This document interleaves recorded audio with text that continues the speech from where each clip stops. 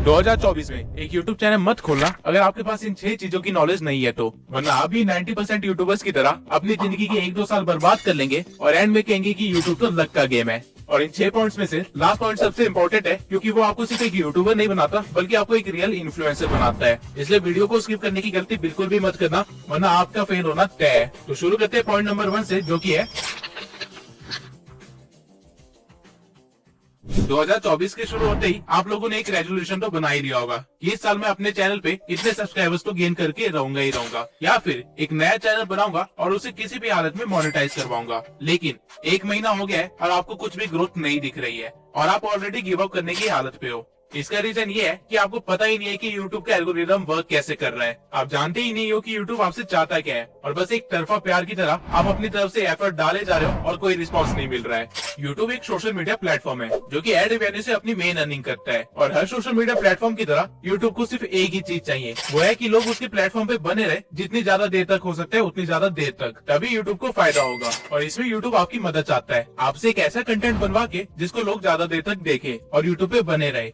लेकिन 90% यूट्यूबर्स इस बात को नहीं समझते हैं, और इसलिए यूट्यूब उनका कंटेंट कभी भी ऑडियंस को सजेस्ट नहीं करता है। इसे एक एग्जांपल से समझते हैं। मान लेते हैं आपने एक नया यूट्यूब चैनल खोला और आपने अपनी एक वीडियो अपलोड करी। यूट्यूब उस वीडियो के टाइटल, डिस्क्रिप्शन और कीवर्ड्स के बेसिस पे उस वीडियो को कुछ लोगों को सजेस्ट करेगा, जिसके बाद वो लोग आपके थंबनेल के बेसिस पे आपकी वीडियो पे क्लिक करेंगे और उसे देखेंगे, जिससे यूट्यूब को ये पता चल जाएगा कि आपकी वीडियो किस तरह के लोगों को पसंद आ रही है। और फिर यूट्यूब सिमिलर इंटरेस्ट वाले लोगों को आपकी वीडियो भेजेगा और फिर चेक करेगा कि वो लोग आपकी वीडियो पे कैसा रिएक्ट कर रहे हैं। यूट्यूब बेसिकली 2 चीजों को ट्रैक करता है, वॉच टाइम और एंगेजमेंट। यूट्यूब देखेगा कि जिन लोगों को उसने आपकी वीडियो सजेस्ट की थी वो कितनी देर तक आपकी वीडियो देख रहे हैं। अगर ऑडियंस उसे काफी देर तक देख रही है या फिर पूरा देख रही है तो यूट्यूब उस वीडियो को और ज्यादा प्रमोट करेगा और ज्यादा से ज्यादा लोगों को दिखाएगा, क्योंकि इस वीडियो की वजह से लोग यूट्यूब पे 7 से 10 मिनट एक्स्ट्रा रुक रहे हैं, जिससे यूट्यूब काफी मोटा पैसा छाप रहा है। वहीं अगर इस वीडियो की ऑडियो रिटेंशन कम होती तो यूट्यूब इसे सजेस्ट करना बंद कर देता, क्योंकि यूट्यूब अपनी ऑडियंस का मूड खराब करके उसे दूसरे सोशल मीडिया प्लेटफॉर्म पे नहीं भेजना चाहता है। ठीक इसी तरह अगर आपकी ऑडियंस आपकी वीडियो पे एंगेज कर रही है, यानी कि लोग उस पे कमेंट कर रहे हैं या फिर उसे शेयर कर रहे हैं, तो भी यूट्यूब आपकी वीडियो को प्रमोट करेगा, क्योंकि अगर आपकी वीडियो शेयर की जा रही है तो लोग बाकी प्लेटफॉर्म को छोड़ के आपकी वीडियो देखने आ रहे हैं, जिससे अगेन यूट्यूब का मेन मोटिव कंप्लीट हो रहा है, लोगों को अपने प्लेटफॉर्म पे रोके रखना। और वहीं अगर आपकी वीडियो पे कुछ ज्यादा कमेंट्स आ रहे हैं तो काफी सारे लोग कमेंट्स का रिप्लाई भी करेंगे, बहसबाजी भी करेंगे और किसी न किसी तरह एंगेज करेंगे, जिससे आपका तो मेंटल पीस खराब हो जाएगा, लेकिन यूट्यूब अपना पैसा छाप लेगा आपको कुछ एक्स्ट्रा मिनट इस प्लेटफॉर्म पे रोक के। लेकिन वहीं अगर आपकी वीडियो एंगेजमेंट ला के नहीं दे पा रही है या फिर वॉच टाइम ला के नहीं दे पा रही है तो यूट्यूब आपकी वीडियो को यूजलेस समझेगा और उस पर अपना टाइम वेस्ट नहीं करेगा।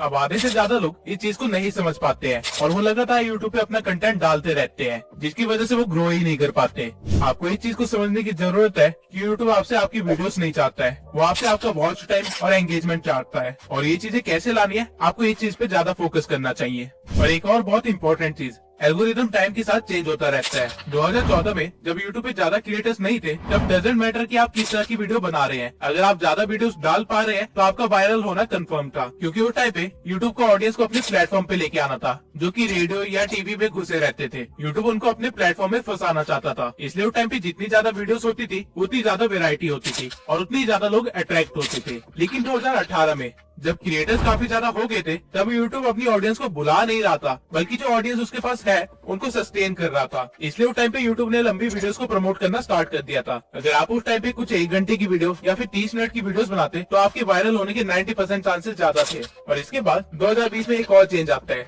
जब टिकटॉक और रील्स का जमाना स्टार्ट हो जाता है। अब लोगों को लंबी वीडियो नहीं देखनी थी, बल्कि उनको जल्दी जल्दी वीडियोस देखनी थी, और इसलिए यूट्यूब ने शॉर्ट्स इंट्रोड्यूस किए। और इवन अभी भी यूट्यूब शॉर्ट्स को काफी ज्यादा प्रमोट कर रहा है, क्योंकि शॉर्ट्स देखते देखते कब 1-2 घंटे निकल जाए पता ही नहीं चलता। और यही तो यूट्यूब को चाहिए कि आप उसके प्लेटफॉर्म को छोड़ के जाओ ही ना। और एज ए यूट्यूब क्रिएटर अगर आप बिना एल्गोरिदम को समझे वीडियो अपलोड करना स्टार्ट करोगे तो आपका फेल होना ग्रांटेड है। लेकिन क्या एल्गोरिदम एक लौता फैक्टर है जो कि आपके फेल होने का रीजन हो सकता है? नहीं। अगर आप अभी तक इस भ्रम में जी रहे हैं कि आप रोज वीडियो डालेंगे और आपकी कोई ना कोई वीडियो तो वायरल हो ही जाएगी, तो आप बहुत ही जल्दी अपनी मेहनत और टाइम बर्बाद करके क्विट करने वाले हैं, क्योंकि आपको इस चीज को समझने की बहुत ही ज्यादा जरूरत है कि क्वालिटी ओवर पावर्स क्वांटिटी। अगर आप 2 चैनल्स खोलते हैं जिनमें से आप एक चैनल पे साल में सिर्फ 4 क्वालिटी वीडियोस बनाते हैं और वही दूसरे चैनल पे साल में 365 वीडियोस बनाते हैं, लेकिन सारी वीडियोस बिलो एवरेज है, तो वो जो 4 वीडियोस वाला चैनल है वो मिलियन सब्सक्राइबर्स गेन कर चुका होगा, वही 365 वीडियोस वाला चैनल हो सकता है कि 10,000 सब्सक्राइबर्स भी गेन ना किए हो। रीजन बीइंग कि वो 4 वीडियोस की क्वालिटी 365 वीडियो से भी ज्यादा है, और यही रीजन है कि डिकोडिंग वाईटी, मैं और कई सारे छोटे चैनल से इतनी जल्दी ग्रो कर पाए, वो भी इतनी कम वीडियोस में, क्योंकि ये चीज हमें पता थी। अगर आपको क्वालिटी कंटेंट बनाने में 1 महीना लगता है तो कोई बात नहीं, लेकिन बिलो एवरेज कुछ भी मत दिखाइए, क्योंकि अभी यूट्यूब पे ऑप्शंस की भरमार है। अगर ऑडियंस को आपकी वीडियो पसंद नहीं आई तो वो किसी और के चैनल पे जाके उसकी वीडियोस देख लेंगे, और यूट्यूब ये चीज देखेगा तो यूट्यूब उसके चैनल को प्रमोट करेगा। वही अगर ऑडियंस को आपकी वीडियो पसंद आ गई तो वो आपकी वीडियोस के लिए वेट किया करेंगे, और यूट्यूब इस चीज को भी देखेगा और फिर वो आपके चैनल को भी प्रमोट करेगा। लेकिन वीडियोस की क्वालिटी बढ़ाए कैसे? तो वीडियोस की क्वालिटी बढ़ाने के लिए आपको कोई महंगे गैजेट्स की जरूरत नहीं है, बल्कि आपको सही टेक्निक्स की जरूरत है, जिससे कि आप सही स्क्रिप्टिंग, वॉइस ओवर और एडिटिंग कर पाओ। अब और भी कई सारे फैक्टर्स होते हैं जो कि क्वालिटी कंटेंट बनाने के लिए इंपॉर्टेंट होते हैं, लेकिन ये 3 चीजें बेसिक है। और अगर आपको इसको अच्छा करना है तो आप मेरी how to grow on YouTube playlist देख सकते हैं, जहाँ पे मैंने हर एक पॉइंट को अच्छे से डिटेल में एक्सप्लेन किया हुआ है। और जब आप ये प्लेलिस्ट देख के ग्रो हो जाएंगे तब आपको रियलाइज होगा कि आप वो सारी गलतियां करने से बच गए जो कि हमने सालों तक की थी। लेकिन सिर्फ क्वालिटी कंटेंट और एल्गोरिदम को समझने से आप अपने चैनल को फेल होने से नहीं बचा सकते हैं, क्योंकि यूट्यूब अगर आपकी वीडियो ऑडियंस तक पहुंचाएगा ही नहीं, उसे इंप्रेशंस देगा ही नहीं, तो वीडियो का आप क्या ही करोगे। अगर आपको नहीं पता कि रिटर्निंग व्यूअर्स कैसे इंक्रीज करे, या फिर न्यू व्यूअर्स को कैसे गेन करे, या फिर अपनी वीडियो को रैंक कैसे करवाए, या फिर CTR, RPM, CPM जैसी चीजें क्या होती है, तो आप एक बड़े से जंगल में बिना मैप के निकल चुके हैं, जहाँ पे आधे रास्ते में आपको YouTube नाम का एक शेर खाने वाला है। SEO में रैंक करने के लिए बेसिकली आपको 3 चीजों की जरूरत होती है: टाइटल, कीवर्ड्स और थंबनेल। और इनके सिवाय अपने SEO को ट्रैक करने के लिए और उसे और भी ज्यादा इंप्रूव करने के लिए आपको YouTube के एनालिटिक्स को अच्छी तरह से देखना आना चाहिए, क्योंकि अगर आपको अपना एनालिटिक्स समझ नहीं आ रहा है तो आप अपनी ऑडियंस को नहीं समझ पा रहे हो। एंड अगेन, अगर आप अपनी ऑडियंस को समझ नहीं पा रहे हो तो एल्गोरिदम आपकी मदद नहीं करेगा। और सही से टाइटल, डिस्क्रिप्शन और हैशटैग कैसे डालते हैं, इसके ऊपर मैंने ऑलरेडी एक वीडियो बना रखी है। लेकिन एनालिटिक्स को स्टडी कैसे करे, उसे इम्प्रूव कैसे करे और उसके साथ उसको ऑप्टिमाइज कैसे करे, इसके ऊपर मैंने अभी तक कोई भी वीडियो नहीं बनाई है। तो अगर आप लोग चाहते हैं कि मैं इस टॉपिक पे एक वीडियो बनाऊं तो कमेंट सेक्शन में एनालिटिक्स लिख दीजिए। 1000 कमेंट होते ही मैं वीडियो बनाना स्टार्ट कर दूंगा। बस सोचिए, आप सब कुछ सीख जाते हैं और अपने चैनल की क्राइटेरिया को पूरा करने के बाद उसे मोनेटाइजेशन के लिए अप्लाई करते हैं और यूट्यूब आपको रिजेक्ट कर देता है। ऐसा होने के चांसेस बहुत ही ज्यादा है अगर आपको नहीं पता कि यूट्यूब की पॉलिसीज और गाइडलाइंस क्या है।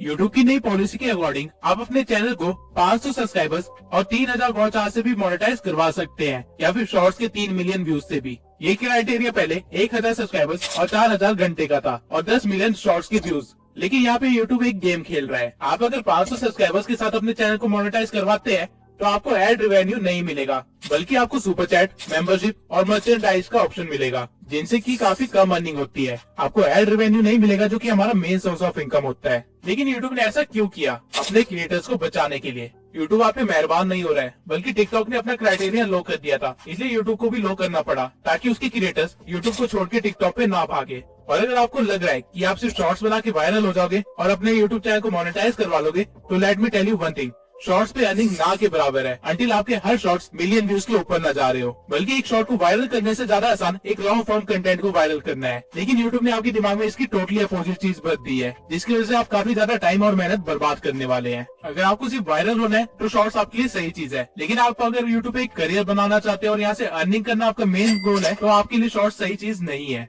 इसके सिवाय AI के ट्रेंड में होने के कारण यूट्यूब ने AI से रिलेटेड भी काफी सारी पॉलिसीज निकाली है, लेकिन इन पॉलिसीज में कहीं भी AI वॉइस यूज करने से मना नहीं किया गया है, अंटिल आप किसी और की वॉइस को क्लोन करके अपनी वीडियो बना रहे हो। अगर आप 11 लैब जैसी किसी वेबसाइट से अपनी वॉइस जनरेट करवा रहे हो तो कोई प्रॉब्लम नहीं है, लेकिन अगर आप उसको बोलते हो कि डोनाल्ड ट्रंप जैसी वॉइस को क्लोन करके आपकी वीडियो बनाए, तो आपके लिए एक प्रॉब्लम है। सेम वे में अगर आप AI से कोई वीडियो जीरो से एडिट करवाते हो तो कोई प्रॉब्लम नहीं है, लेकिन अगर आप किसी और का कंटेंट उठा के उसे AI में डाल के कुछ और बनवाते हो और फिर उसे यूट्यूब पे अपलोड करते हो, तो आपके लिए एक बहुत ही बड़ी प्रॉब्लम है। और इवन आप AI की वॉइस को भी लगातार यूज नहीं कर सकते हो डायरेक्टली, वरना वो रीयूज कंटेंट में आ जाएगा। आपको अपनी वॉइस को थोड़ा सा एडिट करना पड़ेगा कि किसी तरह कॉपीराइट क्या है, इससे कैसे बचा जाता है और सही तरीके से किसी को एट्रीब्यूट्स कैसे दिए जाते हैं ताकि कभी लीगल केस में ना फंसे। ये सब की नॉलेज होना बहुत ही जरूरी है, वरना मैं ऐसे भी कई क्रिएटर्स को जानता हूँ जिनके मिलियंस में सब्सक्राइबर्स थे, लेकिन ये पॉलिसी गाइडलाइंस को वायलेट करने की वजह से रातों रात उनका चैनल गायब हो गया। कॉपीराइट के ऊपर मैं अलग से एक डेडिकेटेड वीडियो जरूर बनाऊंगा, क्योंकि ये एक बहुत ही बड़ा टॉपिक है और साथ में काफी कॉम्प्लेक्स भी है। आप कह सकते हैं कि इसको समझाने के लिए एक लॉ की डिग्री होना बहुत ही जरूरी है, क्योंकि यूट्यूब की कॉपीराइट पॉलिसी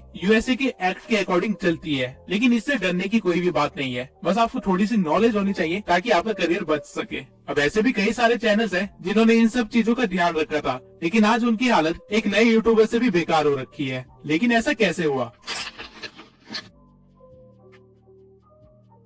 यूट्यूब एक रियल बिजनेस है और हर बिजनेस की तरह यहाँ पे भी कंपटीशन है, और अगर आप अपने कंपटीशन को नहीं भाप पाए तो आपका कंपटीशन आपको खत्म कर देगा। और कुछ ऐसा ही हुआ है जुन्नू की टेक और फैक्ट टेक के साथ। और ये प्रॉब्लम आपको सिर्फ तब नहीं आएगी जब आप ग्रो कर चुके होगे, बल्कि आप जब ग्रो करने की कोशिश कर रहे होगे तब आपको रियलाइज होगा कि आपसे बेहतर चैनल्स आपके बिल्कुल बगल में ही खड़े हैं और आपसे कम्पीट कर रहे हैं। और अगर आपको उनको पीछे छोड़ना है तो आपको कुछ ऐसा करना पड़ेगा जो कि कोई और नहीं कर रहा है, वरना आप भी 90% यूट्यूबर्स की तरह इस कंपटीशन में दब के खत्म हो जाओगे। अब अगर आप सोच रहे हैं कि मैं नीश ही ऐसे सिलेक्ट करूंगा जिसमें कंपटीशन ना के बराबर हो, तो आप बहुत ही गलत हो, क्योंकि ऐसी कोई भी नीश नहीं है जिसमें कंपटीशन ना हो। आप कुछ भी इमेजिन कर सकते हैं और जब आप सर्च करेंगे तो आपको उसमें कंपटीशन मिलेगा ही मिलेगा। तो कंपटीशन से बचे कैसे? इसका सिर्फ एक ही तरीका है कि आपको ट्रेंड के साथ चलना पड़ेगा, एडेप्टेशन करनी पड़ेगी और साथ में अपनी एक यूनिक आइडेंटिटी बिल्ड करनी पड़ेगी। इवन हमारी नीश में भी काफी सारे क्रिएटर्स 5 साल से भी पहले बैठे हुए हैं, लेकिन पिछले 1 साल में एक नया ट्रेंड आया है जिसकी वजह से इन बड़े क्रिएटर्स को भी मुश्किल का सामना करना पड़ रहा है। वो है एडिटिंग का ट्रेंड। ये सारे क्रिएटर्स अपनी फेस कैम वाली वीडियोस को हटा के अब एक व्हाइट बोर्ड पे आ गए हैं, जहाँ पे ये व्हाइट बोर्ड पे सारी चीजें एक्सप्लेन कर रहे होते हैं। लेकिन नए ट्रेंड में जहाँ एडिटिंग के थ्रू हर चीज को एक्सप्लेन किया जा रहा है, उसे ये अडेप्ट नहीं कर पाए, जिसकी वजह से छोटे चैनल्स भी इनसे ज्यादा व्यूज ले जा रहे हैं। और ठीक इसी तरह छोटे चैनल्स में भी कंपटीशन काफी ज्यादा बढ़ गया है, जहाँ पे ग्रो करने के लिए आपको कुछ यूनिक करना पड़ेगा। और वो कोई भी छोटी सी चीज हो सकती है, चाहे आपके बोलने का तरीका हो सकता है, आपकी स्क्रिप्टिंग का स्टाइल हो सकता है, या फिर मेरा एक एआई अवतार हो सकता है, लेकिन कुछ अलग जो कोई और ना कर रहा हो। अब अगर आप कंपटीशन से बच भी गए तो आपको वो करना है जो बड़े क्रिएटर्स मजबूरी में नहीं कर पाते हैं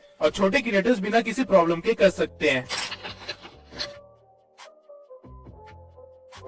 2024 में हर क्रिएटर को पता है कि उसकी ऑडियंस की वैल्यू कितनी है, इसलिए वो रेगुलर बेसिस पे Q&A और लाइव स्ट्रीम्स करते रहते हैं। लेकिन अगर आपने इन चीजों को इग्नोर करने की गलती की तो आपका यूट्यूबर बनने का सपना सपना ही रह जाएगा। ऑडियंस को कोई सेलिब्रिटी नहीं चाहिए, बल्कि उनको एक मेंटोर या फिर एक फ्रेंड चाहिए जिससे वो इन्फ्लुएंस हो सके या फिर जिनके साथ वो आगे बढ़ सके। और ये डिफरेंस आप तभी क्रिएट कर सकते हैं अगर आप उनसे एंगेज हो, डायरेक्ट डीएम के थ्रू, कमेंट्स के थ्रू, Q&A के थ्रू या फिर लाइव स्ट्रीम के थ्रू। जब तक मेरे चैनल पे 10,000 सब्सक्राइबर्स नहीं हो गए थे, तब तक मैं अपने इंस्टा पे डायरेक्ट डीएम के थ्रू हर एक बंदे का रिप्लाई किया करता था और उनकी हेल्प करता था। मैं पर्सनली भी काफी लोगों को गाइड किया है और मैसेजेस के थ्रू मैंने 1000 से भी ज्यादा लोगों से एंगेज किया है और उनको इस बात से खुशी मिलती है। वो लोग मुझे एज ए यूट्यूबर से बढ़ के एक फ्रेंड और एक मेंटोर की तरह देखते हैं और अनकंडीशनली सपोर्ट भी करते हैं। और इसी वजह से मेरा नेटवर्क भी इतना स्ट्रॉन्ग हो पाया, जिसकी वजह से मुझे काफी सारे नए यूट्यूबर से मिलने का मौका मिला और काफी सारे स्ट्रगलर से भी मिलने का मौका मिला और हम सब एक दूसरे की हेल्प करते हुए आगे बढ़े हैं। जैसे कि मेरी पिछली वीडियो का थंबनेल देवेश ने बनाया था, जिसको मैंने हेल्प की थी यूट्यूब पे ग्रो करने के लिए। आप एक बार जाके उसका चैनल भी देख सकते हैं। इवन आज भी सोने से पहले मैं कम से कम 20 से लेके 30 डीएम्स का रिप्लाई करता हूँ और इससे एक ऐसा इम्पैक्ट बना है कि कल को अगर मैं कोई एक नया चैनल भी खोलता हूँ, भले कुकिंग के ऊपर ही क्यों ना हो, वो लोग मेरे को सपोर्ट करेंगे। डजंट मैटर कि मैं क्या कर रहा हूँ। जैसे जैसे चैनल ग्रो होने लगता है, आपके पास काम बढ़ने लगते हैं और आपके पास ऑडियंस से एंगेज करने का उतना ही कम टाइम बचता है। लेकिन मेक श्योर जिन्होंने इस चैनल की स्टार्टिंग में आपको सपोर्ट किया था,